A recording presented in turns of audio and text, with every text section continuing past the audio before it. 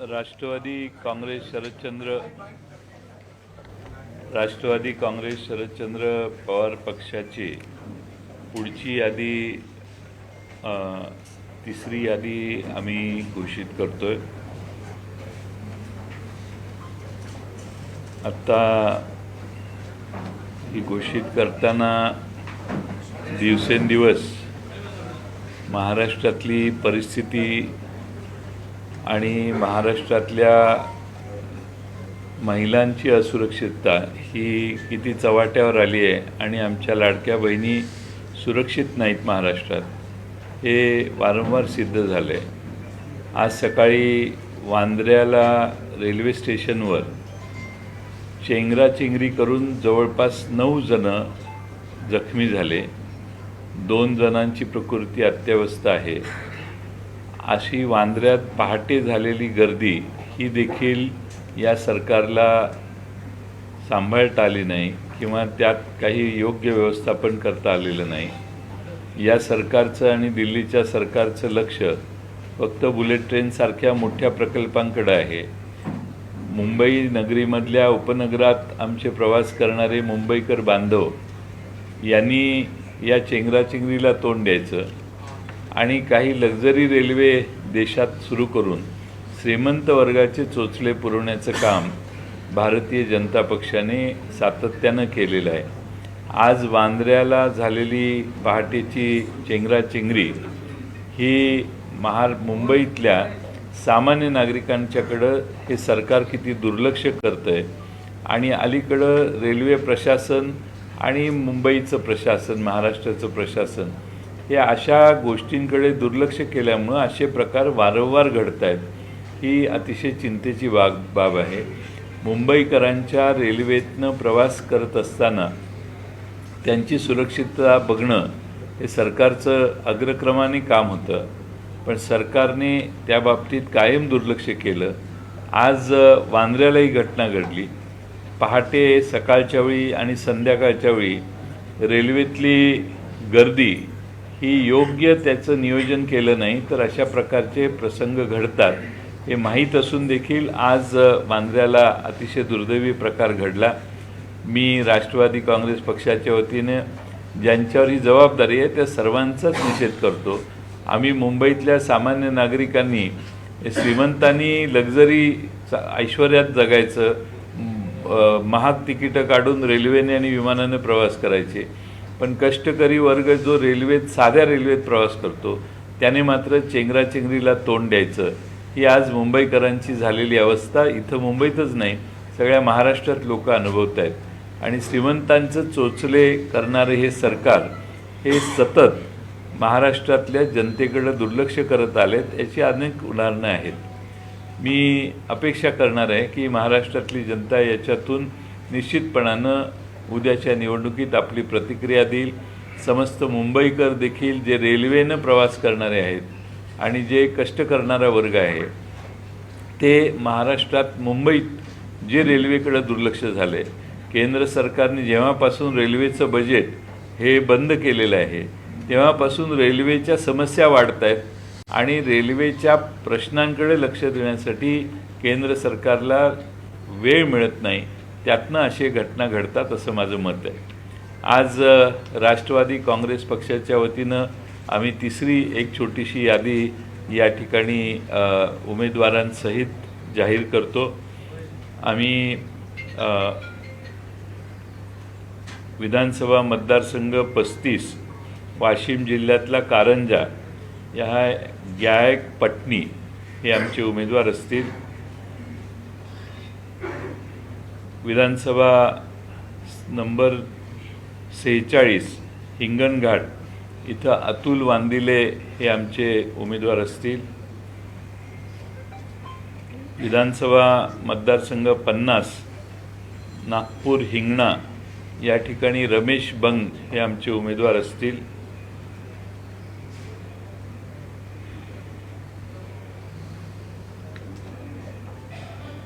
विधानसभा क्रमांक 172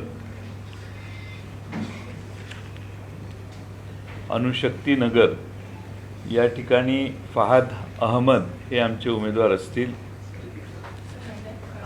फहाद अहमद 205 विधानसभा मतदारसंघ चिंचवड या ठिकाणी राहुल कलाटे आमचे उमेदवार असतील. 207 भोसरी या ठिकाणी अजित गव्हाणे आमचे उमेदवार असतील.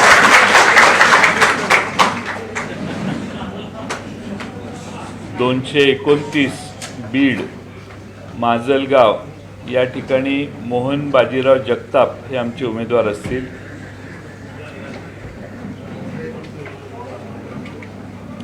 विधानसभा मतदारसंघ 233 परळी राजेसाहेब देशमुख हे आमचे उमेदवार असतील.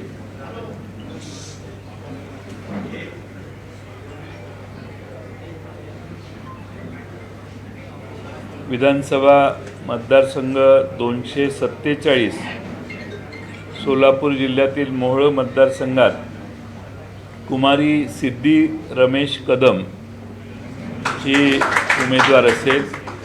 ही टाटा इन्स्टिट्यूट ऑफ सोशल सायन्समध्ये पोस्ट ग्रॅज्युएशन हिनं केलं आहे आणि अत्यंत सुशिक्षित मुलगी आहे आणि ती मुंबईच्या टाटा इन्स्टिट्यूट ऑफ सोशल सायन्समध्ये शिकलेली आहे आणि तिचा NGOमध्ये 2 वर्षाचं काम करण्याचा अनुभव आहे.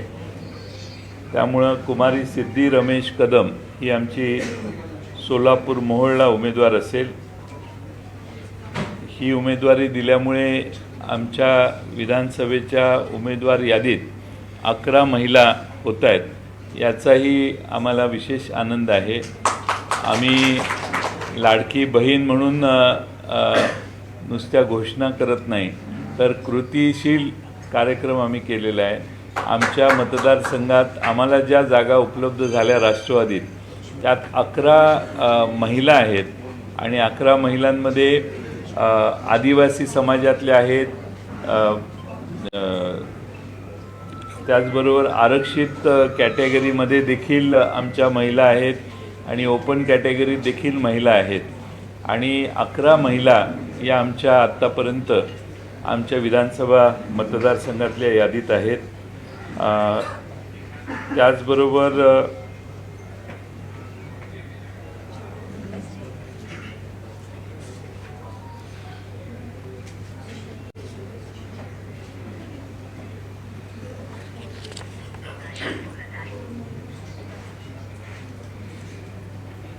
बाकीचे उमेदवार हे आम्ही आपणाला थोड्या कालावधीनंतर संध्याकाळी किंवा उद्या आम्ही त्यांची घोषणा करू. आपण या ठिकाणी एकत्रित आलेला आहात, त्यात आधुनिक लहुजी सेना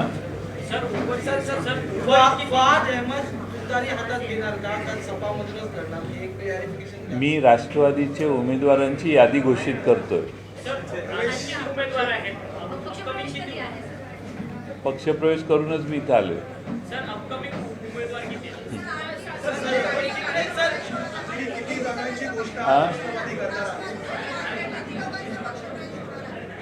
झाल्याशिवाय खरं नसतं, त्यामुळे झाल्यावर मी नक्की सांगेन.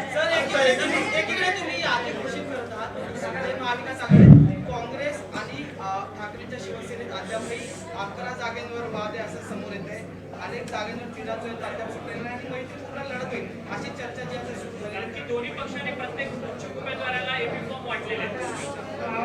दोन्ही पक्ष एबी फॉर्म देताना पाहायला मिळतात, त्याचा फटका महाविकास आघाडीला लागेल नाही बसणार. काही ठिकाणी अजून वेळ आहे. अर्ज मागे काढून घेण्याच्या 4 तारखेपर्यंत वेळ आहे. त्यामुळं आपण मला विश्वास आहे की सर्व समन्वय होऊन जाईल. आता सध्या टाईम लिमिट असल्यामुळं थोडासा 2-4 जागा इकडं तिकडं गोंधळ होण्याची शक्यता आहे, ते आम्ही दुरुस्त करू.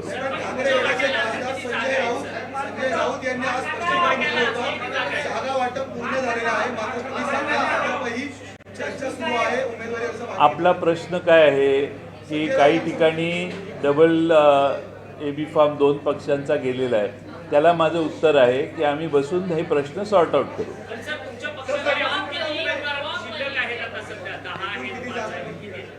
आहेत शेवटचे 2 दिवस पाच सात आठ नावं असतील अजून.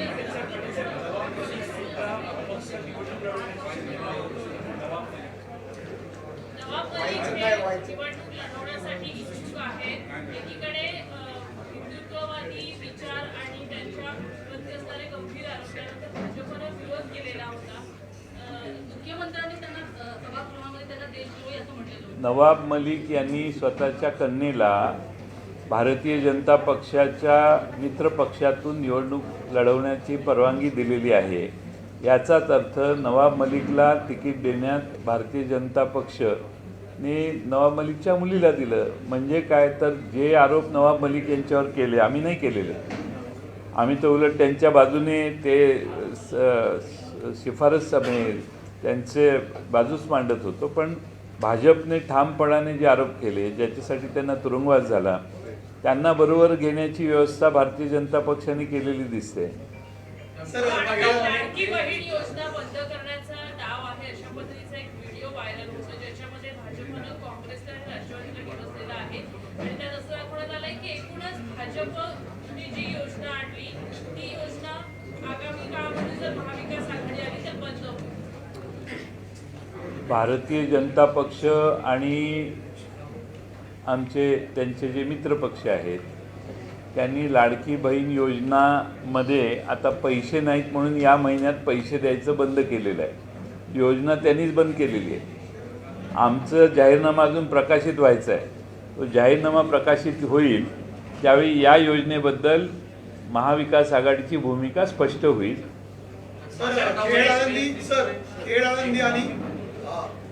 खेड आणि वाई या 2 ठिकाणावर सरकार स्थितीत पाहायला मिळते अशी चर्चा आहे. वाई राष्ट्रवादी या ठिकाणी लढणार आहे का? ही जागा मित्रपक्षाला सोडली जाईल काही निर्णय झाला? खेड आळंदी ही शिवसेनेला जागा देण्यात आलेली आहे आणि शिवसेना त्यांचे उमेदवार त्या ठिकाणी घोषित करेल. वाई संदर्भात काही भूमिका झाली आहे? वाई आम्ही जाहीर करणार आहे. तुम्हाला कोण सांगतं प्रश्न विचारायला? तुम्ही दुसऱ्याच्या बुद्धीने प्रश्न विचारू नका. सर, जयश्री थोरातांवरती गुन्हा दाखल करण्यात आलेला आहे. खरं तर जयश्री थोरात यांच्या विरोधातली आक्षेपार्ह वक्तव्य विखेच्या गटातल्या कार्यकर्त्यांनी करण्यात आली आणि त्यानंतर स्वरूपाचं त्यांना विरोध झाला आणि त्यानंतर आता ते जयश्री थोरातांवर गुन्हा दाखल होतो. असं आहे की जयश्री थोरातांच्याबद्दल अनुद्गार काढण्यात आले संगमनेरच्या एका सभेत भारतीय जनता पक्षाच्या नेत्यांच्याकडून. लाडकी बहीण एका बाजूनं म्हणायचं आणि त्याच बहिणीला शिव्या घालायच्या हा त्यातला प्रकार आहे. पण लाडक्या बहिणीच्याबद्दल जे अत्यंत अश्लील असे शब्दप्रयोग वापरण्यात आले असं महाराष्ट्रातल्या महिला कधीही सहन करणार नाहीत. पण जिला आपण अतिशय अपशब्द वापरले तिच्यावरच पुन्हा केस करतात. म्हणजे काय तर तुम्ही लाडक्या बहिणीला पूर्णपणाने नेस्तनाबूत करण्याचं ठरवलेलं आहे आणि त्यामुळं महाराष्ट्रातल्या महिलांच्यावर महिला जर दबत नसतील, महिला जर यांच्या सुरात सूर घालत नसतील तर त्या महिलांना येणं केनं प्रकारे अडचणीत आणण्याचा प्रकार, त्यांच्यावर केसेस करण्याचा प्रकार हा होतो हे तर सगळ्यांना माहिती आहे. आता स्वतः काँग्रेसचे नेते बाळासाहेब थोरात यांच्या कन्येच्या बाबतीत पण अशी पद्धत जर तुम्ही अवलंबली तर मग महाराष्ट्रामध्ये तुम्ही महिलांच्याबद्दल काय वागताय? कसे तुमच्या महिलांनी महाराष्ट्रातल्या तुम्हाला मतं का द्यावीत हाच प्रश्न आहे. तुम्ही 1500 रुपये दिल्यावर महिलांच्याबद्दल काही विधानं करू शकता. हे काय लायसन्स काढले का काय 1500 रुपये? सर, तुम्ही चेंगराचेंगरीचा उल्लेख केला. गेल्या 10 दिवसांमध्ये 4 प्रवाशांचा रेल्वेमधून पडून मृत्यू झालेला आहे मुंबईमध्ये. काही 8 दिवसांपूर्वीच डबा घसरण्याची घटना घडली होती. रेल्वे मंत्र्यांनी अद्याप मुंबईतील रेल्वे हेडक्वार्टर असेल किंवा प्रमुख स्थानक आहेत ते कुठेही भेट दिलेली नाहीये, कुठली रिॲक्शनही केलेली नाहीये.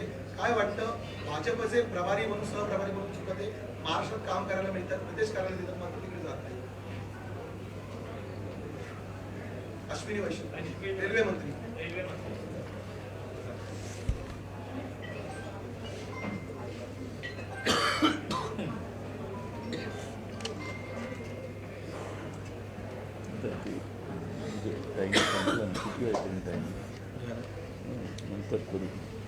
हां, रेल्वे मंत्री अश्विनी वैष्णव आहेत, जे महाराष्ट्रामध्ये भाजपचे सहप्रभारी आहेत. मात्र गेल्या 8 दिवसामध्ये डबा घसरण्याची घटना घडलेली होती महाराष्ट्रामध्ये. आज चंद्राचीगिरीसारखी घटना घडलेली आहे. 4 जणांचा रेल्वेकडून मृत्यू झालेला आहे. मात्र अद्याप रेल्वे मंत्र्यांनी मध्य रेल्वेचे हेडक्वार्टर असेल, दक्षिण रेल्वेचे हेडक्वार्टर असेल, भेट दिलेली आहे किंवा दुर्घटना झालेली आहे. कारण भारतीय जनता पक्ष हे निवडणूक लढवण्याचं यंत्र आहे. त्यांना संवेदनशीलता नसणारा पक्ष आहे. आता या घटना दुर्दैवी घडल्यावर रेल्वे मंत्री मुंबईत आल्यावर त्यांनी मुंबईच्या रेल्वेच्या कार्यालयात जाऊन ह्या सगळ्या गोष्टीची चौकशी करून अशा गोष्टी होणार नाहीत यासाठी काळजी घेण्याचे आदेश देणं आवश्यक होतं. पण दुर्दैवाने ते न करता महाराष्ट्रामध्ये आणि मुंबईमध्ये राजकारण करण्यासाठी रेल्वे मंत्री येतात, भाषणं ठोकायला आणि पक्षाचा प्रचार करायला येतात. पण मुंबईतल्या नागरिकांच्या प्रवासाच्या समस्या सोडवण्यासाठी त्याच खात्याच्या मंत्र्यांना वेळ मिळत नाही. याच्यासारखी दुर्दैवी अवस्था कुठलीही नाही. सर, एक प्रश्न असा आहे की जेव्हा पक्ष फुटला होता त्याच्यानंतर एक जे परिस्थिती आपण पक्षाची होती ती सातत्याने पक्षाकडून असं सांगण्यात आलं होतं की संधी त्यांना मिळेल जी निष्ठावंत आहे. आजच्या या यादीमध्ये पटनी असेल किंवा अहमद असतील ही बाहेरची मंडळी आहे ज्यांना पक्षप्रवेश झाल्यानंतर तुम्ही त्यांना संधी त्यांचं नाव घोषित केलेलं आहे. याच्यामुळे पक्षातले जे निष्ठावंत आहेत ज्यांनी पक्ष फुटल्यापासून ज्यांनी काम केलेलं आहे त्यांच्यावरती अन्याय झालं किंवा ते कार्यकर्ते नाराज होतील असं वाटतं. त्यापैकी निलेश होते हे सुद्धा अनुशक्तीनगरमधील इच्छुक आहेत. अनुशक्तीनगरमधलं खूप सारी लोक इच्छुक असं आहे की अनुशक्तीनगरमध्ये आमच्याकडे फार चांगले कार्यकर्ते होते. पण एकंदरच फहाद अहमद हे अलीकडच्या काळामध्ये त्या ठिकाणी तिथले स्थानिक राहणारे आहेत. तिथेच राहतात ते फहाद अहमद. सर ते आत्ता तिथं राहतात. त्यामुळं गेले 7 महिन्यापासून आणि त्यांना पक्षाने प्रायोरिटी द्यायचं ठरवलेलं आहे. पहिलं जर तुम्ही नाव घेतलं पटली त्याच्या बाबतीत पण होतं. पटणी हे आहेत ते भाजपचे माजी आमदार पटणी साहेबांचे चिरंजीव आहेत आणि त्या ठिकाणी त्यांचा पक्षप्रवेश केला आणि त्यांची आता उमेदवारी घोषित केली. आम्हाला शेवटी भारतीय जनता पक्ष सोडून या ठिकाणी फ्लो वाढलेला आहे. अनेक लोक इच्छुक आहेत आमच्या पक्षात येऊन उमेदवारी करण्यासाठी. पटणी हे तरुण आहेत आणि त्यांची सामाजिक दृष्ट्या त्या भागातली प्रभाव लक्षात घेता आम्हाला वाटलं की ते योग्य उमेदवार आहेत. निष्ठावंतांवरती अन्याय होतो असं वाटतं. थोडासा अन्याय होतो आहे पण संख्येला महत्त्व आहे राजकारणात आणि संख्येला संख्या असेल तर तुमची आमची भेट होईल.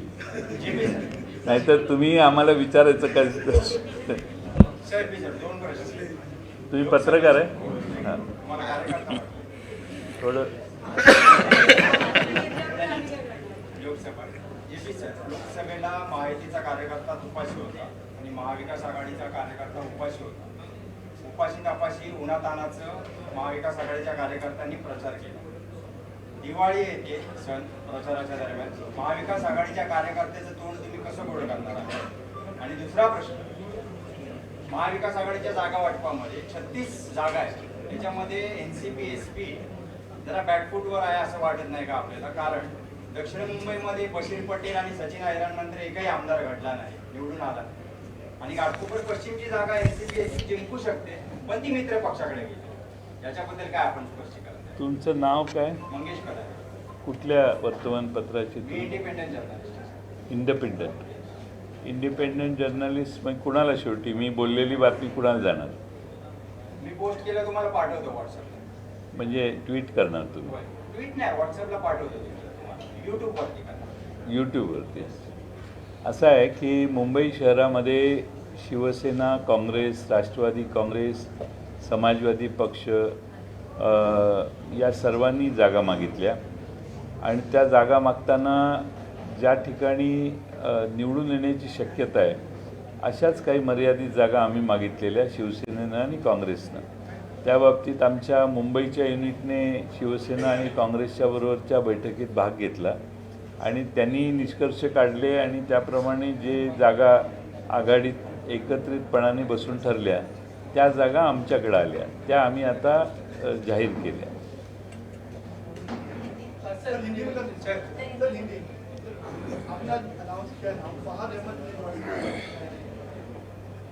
फाद अहमद हे well educated young Muslim youth जिन्होंने बहुत अच्छी तरह से Tata Institute of Social Science में पढ़ाई की है और वो एक्टिविस्ट है। पूरे देश में एक्टिविस्ट के नाते उनका नाम बहुत आगे आया है और लोग चाहते हैं कि ऐसे नौजवान और युवा नेताओं को हम अपॉर्चुनिटी दें। वो हमारे पार्टी में पहले नहीं थे, वो समाजवादी पार्टी में थे, लेकिन समाजवादी पार्टी और हमने बातचीत करके उनको हमारे पार्टी में प्रवेश करके हमने उनको वहाँ पे अणुशक्ति नगर में चुनाव लड़ने के लिए उम्मीदवार किया। नाराजगी व्यक्त करना है या बातचीत नहीं कर रहे हैं उनसे, सीट कब डिक्लेयर करेंगे इसमें भी नहीं है। अब वो आसिफ एक और नाराज है, अखिलेश यादव वहाँ से बयान देते हैं। क्या वो वजह है कि आप नतीजे में अब तक नहीं पहुँच पा रहे? ऐसा है कि मैंने कल ही कहा था कि हमारे जो मित्र पक्ष है उनसे बातचीत चालू है और जहाँ पे कांग्रेस शिवसेना के ओवरलैपिंग है या राष्ट्रवादी से ओवरलैपिंग है, हमने बातचीत करके हमारे निर्णय कर दिए हैं। जैसे कि शिवसेना और उनमें भी बातचीत चालू होगी, कांग्रेस की भी बातचीत इन सारे हमारे मित्र पार्टियों के साथ चालू होगी। सर वही अब्बास भी कह रहे हैं कि सेकुलर वोट डिवाइड होना नहीं चाहिए, इसके लिए मैं इंतजार कर रहा हूँ, लेकिन अभी तक है कि मुझे कोई अप्रोच नहीं कर रहा है और वही टाइम जा रहा है सर। नहीं, मेरे ख्याल से कुछ हल निकलेगा ऐसी उम्मीद है। आने वाले 1-2 दिन में निर्णय हो जाएंगे।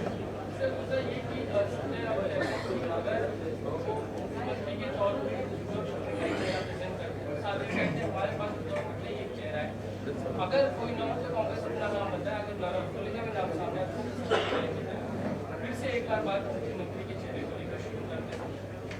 संजय राउत दबाव दे रहे हैं, लगातार कह रहे हैं कि महाराष्ट्र की जनता चाहती है उद्धव ठाकरे मुख्यमंत्री बने। ये उद्धव ठाकरे हमारे आघाड़ी के मुख्यमंत्री रह चुके हैं और उद्धव ठाकरे हमारे आघाड़ी के नेता ही है। उनके तरफ देख के, शरद पवार जी के तरफ देख के, कांग्रेस के राहुल गांधी जी है या कांग्रेस के महाराष्ट्र के जो नेता है, उनको देखते हुए ही हमारे महाराष्ट्र में वोटिंग होने वाली है। तो उसमें कोई दो राय नहीं है। उनको उद्धव ठाकरे जी के हमारी पार्टी के तीनों हमारे आघाड़ी में वो सबसे अहम और महत्वपूर्ण नेता है हमारे लिए, और उसमें कोई दो राय नहीं है। आप बार बार ये सवाल करके जो चिंता व्यक्त करते हैं, मेरी आपसे विनती है, यही सवाल आप सामने वो संजय राउत ये सवाल क्यों खड़ा करते हैं, वो हिंट कर रहे हैं आपको कि उस तरफ आप ये सवाल पूछिए।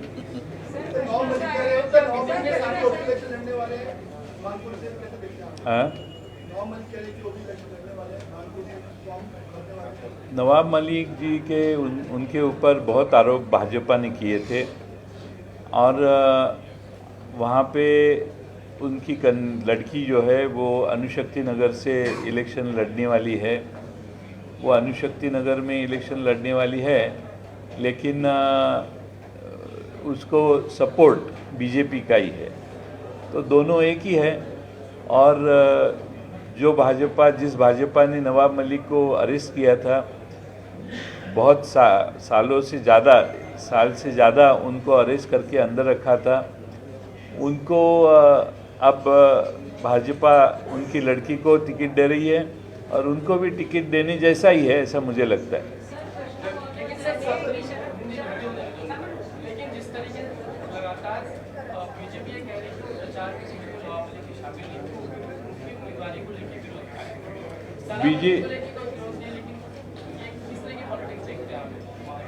अब वो शिवाजी नगर में बीजेपी के उम्मीदवार कौन है? कोई बीजेपी उम्मीदवार खड़ी नहीं करने वाली। इसका मतलब नवाब भाई को सपोर्ट ही है बीजेपी का। आज जो स्टैम्पीड रेलवे हुआ बैंडर टर्मिनस पे, क्या लग रहा है बड़ी लापरवाही, बड़ी संख्या में लोग जाते हैं ऐसे समय पे, क्यों लापरवाही है रेलवे?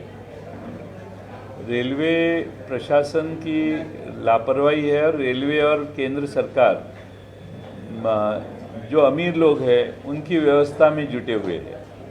जो गरीब लोग रोज़ यातायात करते हैं वो गरीब लोगों के तरफ देखते हुए सरकार ने उनकी जो स्टैम्पेड हुआ ये किस कारण हुआ?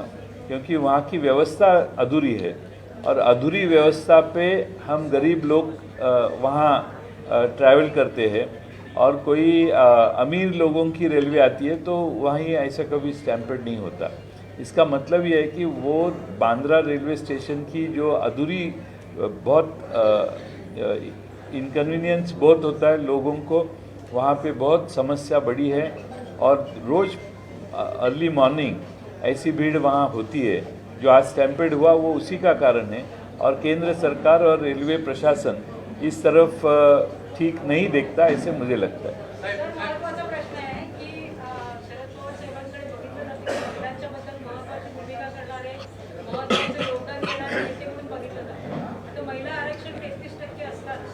आपल्या पक्षामध्ये आपण एका प्रदेश अध्यक्ष आहात तर महिलांची संख्या तेवढ्या प्रमाणात जास्त दिसत नाही. याबद्दल आपण काय सांगता? महिला उमेदवारांची संख्या जास्त दिसत नाही. सगळ्यात जास्त मी सांगितलं ना माझ्याच पक्षात आहेत 11 तुम्ही 11 आहे ना, तर दुसऱ्या पक्षाची तुलना केल्यावर तुम्ही येऊन माझा सत्कार कराल. जास्तीत जास्त महिलांना संधी दिली नाही. बघा तुम्ही 11 महिला कुठल्या पक्षात होत आहेत?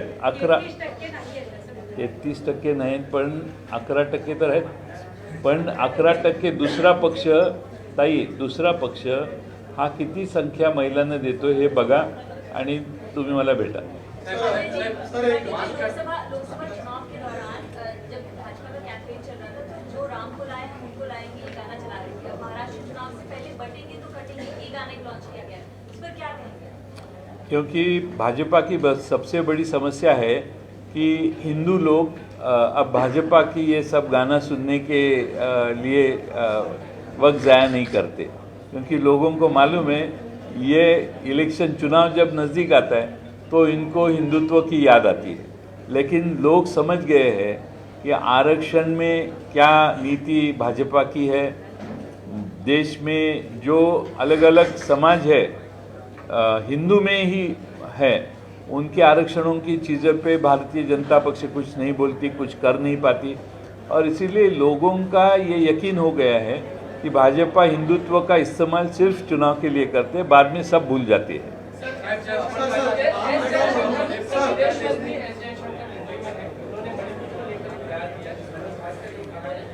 मणिपुर में समस्याएं हैं, सब मानते हैं, लेकिन जिस तरीके से एजेंडा चलाया जाता है कि मणिपुर को लेकर एंटी नेशनल एजेंडा है, समस्याएं हैं. हम परफेक्ट देश नहीं है, लोकतंत्र में कभी भी परफेक्ट नहीं है. ये ऐसे शब्द जो कह रहे हैं कि एंटी नेशनल एजेंडा है, विपक्ष चलाता है, मणिपुर को लेकर समस्याएं हैं. मणिपुर में जो घटना हो रही है, जो हुई, जो उन लोगों ने सहन किया, वो पूरे दुनिया में किसी कंट्री में लोगों ने सहन नहीं किया. वो मणिपुर की जनता सहन कर रही है.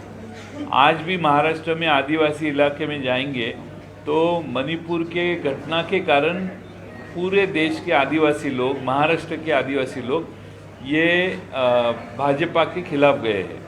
क्योंकि मणिपुर की घटना जिस तरह से उन्होंने भाजपा ने मणिपुर में इशू हैंडल किया वो बहुत गंभीर तरह से है.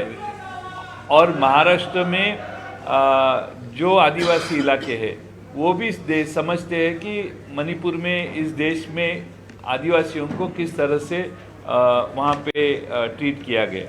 सवाल कई ऐसी सीटें जहाँ पर आपने उम्मीदवार दिया पराठा और ऐसी सीट की नौबत क्यों आ रही है?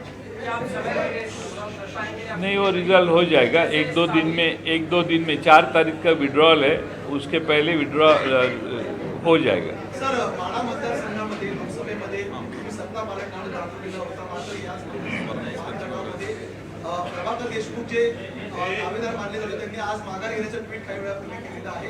राष्ट्रवादी या जागेवर लढणार आहे का? पहिला प्रश्न. दुसरा, लढणार असेल तर उमेदवाराची घोषणा कधी होऊ शकते? प्रभाकर देशमुखांच्या संपर्कात आम्ही आहोत आणि त्या ठिकाणी एकमत करण्याचा आम्ही प्रयत्न केलेला आहे. त्या एकमत करण्याच्या प्रक्रियेतूनच त्यांनी तशी प्रतिक्रिया दिलेली आहे. त्या ठिकाणी आम्ही लवकरच निर्णय घेऊन तिथला उमेदवार घोषित करू. आपल्याला आधुनिक लवजी सेना आमच्या संस्थापक अध्यक्षा नगीनाताई कांबळे आणि महाराष्ट्र राज्य सचिव भावेश भाऊ कसबे आणि लक्ष्मण भाऊ क्षीरसागर यांच्या नेतृत्वाखाली आपल्या आधुनिक लवजी सेना ही संघटना ही राष्ट्रवादी काँग्रेस पक्ष, शरदचंद्र पवार पक्ष यांच्याबरोबर सहकार्य त्यांनी करायचं ठरवलेलं आहे. आणि ते सहकार्य करताना आमच्या महाविकास आघाडीत घटक पक्ष म्हणून येण्याचा देखील त्यांनी निर्णय केलेला आहे. त्याबद्दल मी आधुनिक लवजी सेनाचे सर्व महाराष्ट्रातले कार्यकर्ते, नेते आणि संघर्ष योद्धा सोमनाथ भाऊ कांबळे यांच्या नेतृत्वाखाली ही जी आधुनिक लवजी सेना आजपर्यंत चालत होती आहे, त्यांच्या नगीनाताई कांबळे ज्यांनी संस्थापक म्हणून ही संस्था स्थापन केली, संघटना स्थापन केली, त्यांचा ही महाविकास आघाडीमध्ये घटक पक्ष म्हणून सामील होण्याच्या निर्णयाचं मी महाविकास आघाडीच्या वतीने मनपूर्वक स्वागत करतो.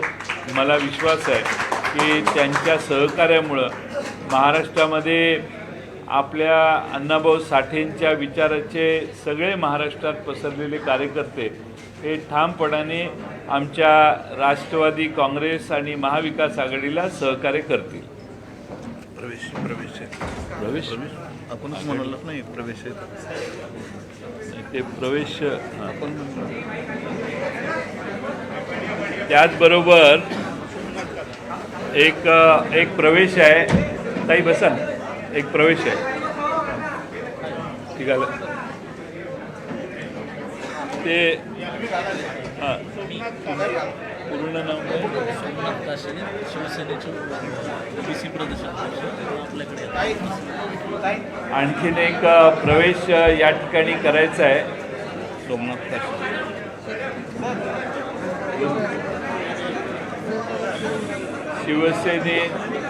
शिवसेना एकनाथ शिंदे या पक्षातील ओबीसी संघटनेचे महाराष्ट्र प्रदेशचे अध्यक्ष सोमनाथ काशीद यांनी एकनाथ शिंदे यांच्या शिवसेनेचा त्याग करून राष्ट्रवादी काँग्रेसमध्ये आमच्या यायचा निर्णय केलेला आहे. सोमनाथ काशीद यांचं मी मनपूर्वक स्वागत करतो व राष्ट्रवादी काँग्रेस पक्षाच्या वतीने आम्ही त्यांचं स्वागत करताना त्यांनी हा निर्णय घेतला आणि महाराष्ट्रभर ओबीसी संघटनेचे त्यांचे संबंधित जे कार्यकर्ते आहेत त्या सर्व ओबीसी संघटनेतल्या कार्यकर्त्यांना महाराष्ट्रात जागरण करून शिवसेना, एकनाथ शिंदे पक्ष, भारतीय जनता पक्ष आणि सत्तेत असणारा तिसरा पक्ष या तिघांच्या विरोधी त्यांचा अनुभव घेतल्यामुळं ते अधिक प्रभावीपणाने ओबीसी महाराष्ट्रातले जे आहेत त्यांना योग्य आणि चांगलं मार्गदर्शन करतील असा विश्वास आहे. मी त्यांचं स्वागत करतो आणि त्यांना महाराष्ट्राच्या आमच्या संघटनेमध्ये प्रवक्ते म्हणून नेमण्याचं काम देखील आम्ही आज करतोय.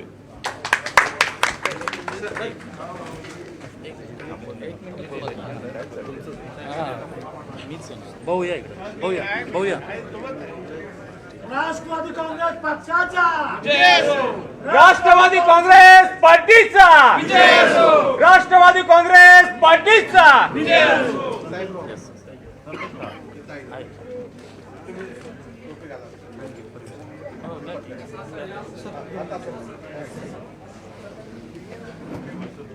थोडीशी ठेवा सर. फक्त लवजी जय लवजी नाव असलं पाहिजे. Please sir.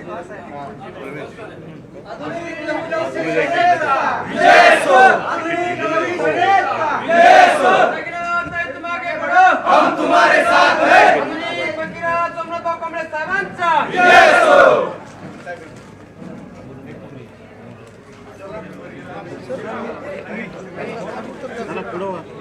निबळा.